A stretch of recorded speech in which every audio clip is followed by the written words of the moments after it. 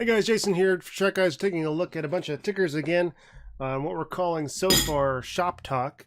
And I wanted to make a little clarification. Yesterday's video was the first one, and today will be obviously the second. But these are not trades that I have done. These are trades or ideas that people have shared in the TheChartGuys community. And what I'm doing is taking these ideas and talking through them following the initial post. So for example, if someone says there's an EQ on SPY on the 5-minute time frame, what time is it? I go look at the chart, and then what we're going to do is talk through what happens next, what you look for, and what you could exit at, and different types of scenarios. And some people have requested some not unideal trades that didn't go according to plan, and how to recognize those. We'll try to roll all that information in and have some fun with it.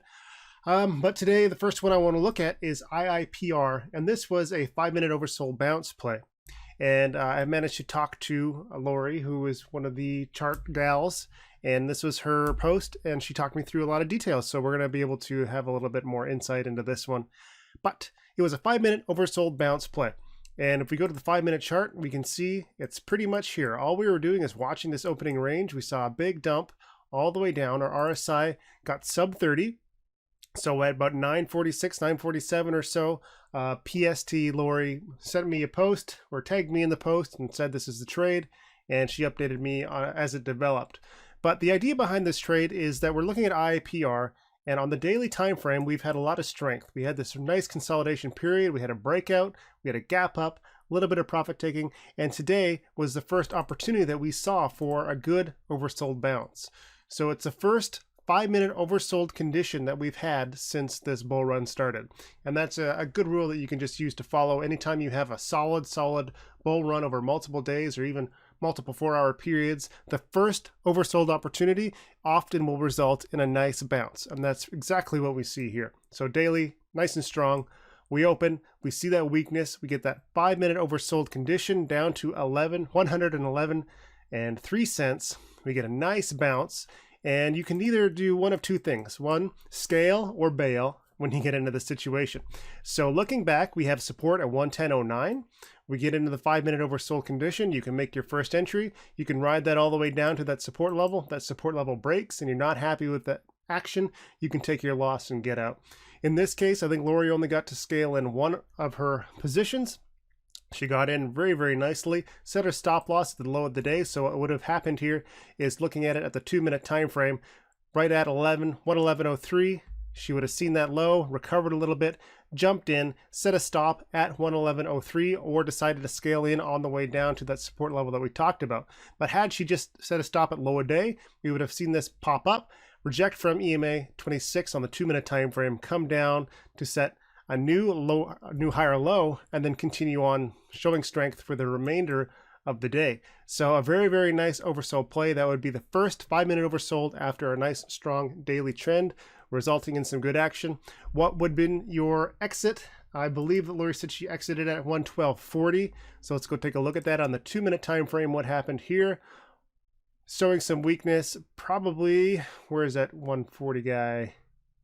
Right around there. So I suspect looking at the 2-minute time frame, seeing that we were getting very close to breaking that 2-minute uptrend and just wanted to lock in those profits. And that would have been my move as well. With no clear resistance, the only next resistance 2-minute time frame was 114.06. It would have been either just blind luck and timing this top or changing that trend and looking for that 2-minute trend change to the downside. So not a bad move overall. Let's go and look at the next one. All right, the next friendly face we're going to look at is XBI. This was a 5-minute double top or a top fish play that was posted really early in the morning. And really all we were looking at was this majestic move off the open, getting into 5-minute overbought territory on the RSI. And going back to pre-market or after hours yesterday, we had a resistance at 83.54. So the fact that we had a 5-minute RSI being overbought right near a resistance, and if we go to the 2-minute time frame, you can see that we didn't really spend any time up here at all. We poked above it, we had a minor pullback, a second attempt, locking in that zone of resistance is an actual tangible physical thing that we can't get through. Then we saw that 2-minute trend change, a big dump to the downside. So nice, easy play, not a lot of thought behind this one, just combining those two indicators, that resistance level and that oversold level or overbought level, and then looking for a pullback. So When would you exit this guy? That one's hard to say. You could theoretically just say, look, here's a resistance acting as, or a former resistance now acting as support. That would have been one possible target. I myself probably would have jumped out as soon as we started to hesitate around this EMA 12. This one's really subjective. No hard or fast rules when you can expect to bail out of that. If we go to the 2-minute time frame, do we have any trend changes? Ultimately, if you just wanted to use that, look for those lower highs. The moment we break lower, or we break that pattern and start setting higher highs, which would have been right around here at 83.04, that would have been another exit potential for you to jump out of. Or, you know, you could have just done the opposite, 2-minute time frame, looking at that RSI. As soon as we got oversold, time to get out.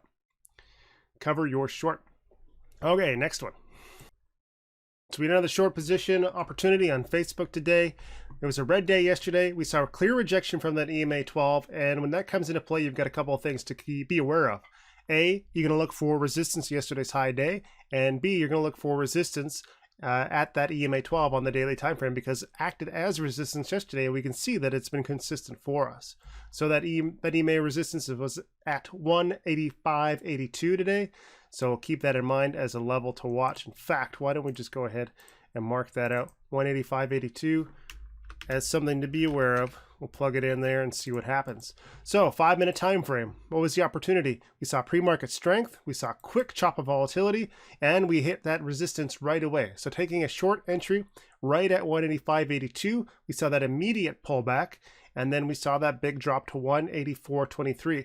If we go to the 2-minute time frame, was that an oversold condition? Very likely it was. It moved considerably, got very close to it, not quite oversold. So again, this case, you're going to be looking for trend changes. I would have tried to ride that out, looking for those lower highs and see when those correct. 184.23 oversold conditions, probably would have jumped out as soon as we got a little bit of strength here coming up and retesting that EMA as resistance and watching us plow right through it.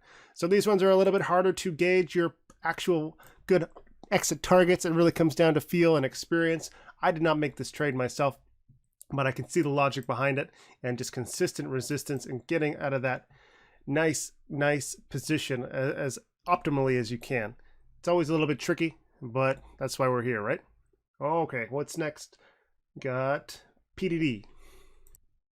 Let's look at PDD on the 15-minute time frame. This was actually originally alerted to me anyway, based on this 15-minute inside bar. I like inside bars just because they show that nice tightening range.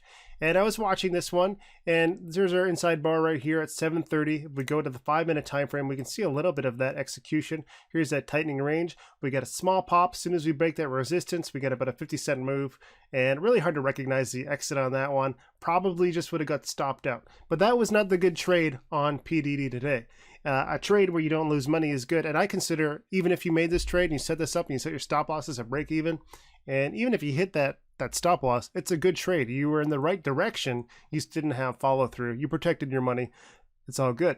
What was interesting is watching PDD as the rest of the day developed, because we had a really nice range setting up that really played out nicely. So 29.58, we saw that range after hitting this low of 29.30, and we contained the range. All of our trading action stayed inside that, barring this big drop to 29.15. But if we go to the 2-minute time frame, we can see that that barely lasted any time at all. No real volume, and the bulls said, no, we're not going down there. We're staying in this range. So you have to really watch what the bulls and bears do, how they respond to each other. And when an attempt is made and they're simply slapped back into submission, I don't pay a lot of attention to it.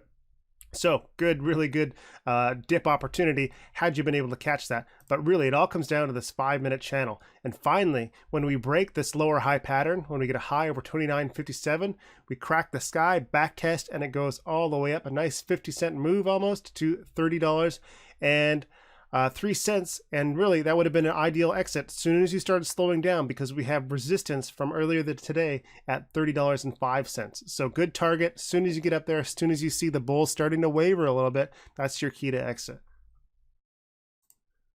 So we're looking at target TGT on the 15-minute time frame, and right around 7 o'clock or so, it was 7:04, something around this candlestick, I was looking at this time frame and saying, look, we are way overdue for 15-minute consolidation. At the very least, I'm going to look for a short entry, jump to the 2-minute time frame, and where are we? Where'd you go? There we go.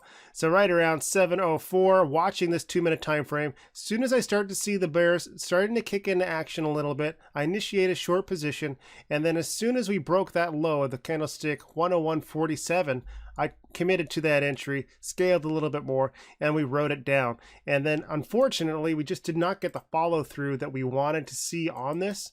So I'm going to try and adjust this chart so I can make it a little bit more apparent. So here's our entry, and when we get the break of the low, here's our entry, and then we saw a 2-minute trend change, and I looked for that last attempt, 101.39. So ultimately, not a great trade, but the beautiful part about technical analysis is that sometimes it tells you when you're making a mistake and when you're not making a mistake. It tells you when your trade planning is working and when it's not. So in this case, I was expecting that 15-minute consolidation, started to see some weakness, took that position, and then exit on the trend change on the 2-minute time frame. And really, if you're just following the exact rules of trend change, you had a 7-cent spread between your entry and your exit. And unless you're trading a lot, you're not going to cover your commissions that way. So there's an example of a trade that didn't really go to plan, and a trade that still utilize technical analysis to manage your capital. So looking at Roku now, and this trade was shared by Timber, who provided a lot of details after the fact. So we have a little bit more information about the thought process here, but this is an excellent opportunity. Roku was basically overbought on all the time frames, daily, 4-hour, hourly, 30-minute. You get the idea. And when you're overbought at all the time frames, it's like wearing lead shoes and a weights vest and being asked to go on a sprint. It's just so much harder to do than if your RSIs were in a nice middle of the ground position. And when you're overbought on all those time frames, you expect what? Consolidation or pullback. So we're looking at the 5-minute time frame, and right around 9 o'clock, Timber posts this trade, says, look, explain all of the same situations, starts scaling in at 140. He's playing options, so he's buying some nice puts. We see that pullback, and we get that dump right off of that area of overbought conditions. So he was a little bit early at 140, but the logic was sound. He stuck with the plan, and we saw that dump all the way down. He exited half his position at the 5-minute EMA 12, so a nice little pop on some puts, and set the rest for high a day. So he is still holding those, and hopefully tomorrow will be kind to him. But a good reasoning, good trade plan, good logic, and good exit for partial position, and hopefully he is able to capitalize on further consolidation moving into the rest of the week. So nice trade here. I think he actually did it again right around 140.37, going for the same things. I don't have those notes here, but I did see him discussing another short position around that time. Same idea, except this time on the 5-minute time frame, we've got that nice area of resistance. We're edging on overbought. SPY was doing a little bit of chop city at that time, but managed to do another good trade. So good work, Timber. Thanks for sharing that. And let's see if we got any more here. So we got one for CRON, CRON, Chronos Group, 2-minute time frame. This one was shared by the amazing Julian at about 9:19. So let's go look for that action here. 9:19. So it looks like he waited a little bit to alert us to the fact. I can't blame him. I guess he's working on his trades, right? So he's watching the 2-minute time frame. We get way overbought. Our RSI was at 92. 5 minutes is likely what you're going to be watching most of the time. RSI was 81. So we're looking for some pullback and some weakness. So we start to see that. We hit our high at 12.25. A little bit of a chop. We set a higher low. Then we make another attempt at the high. This time we're rejected from 12.24. So we do have that double top resistance, and this is what Julian had identified as his entry. So he got into that at 12.25, 12.24 and change, something around there. And what we're going to do at that point is simply watch to see if we get a new high a day.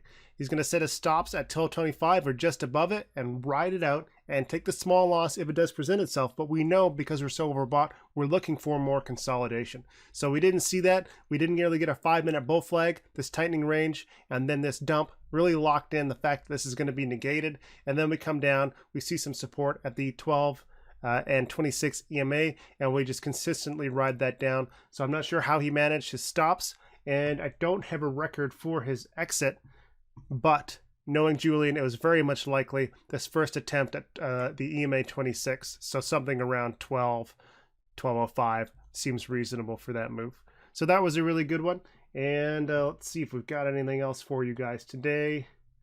Nothing on the list. Hopefully I did a better job of planning some exits, or at least trying to show what I would do or what I think someone would do using those EMAs as exit strategies. If you enjoy the videos, please let me know how I can improve them for you. This seems like a lot of fun, and I think it's a good learning tool, and it's definitely fun to watch these plays develop during the day. So thanks again for watching.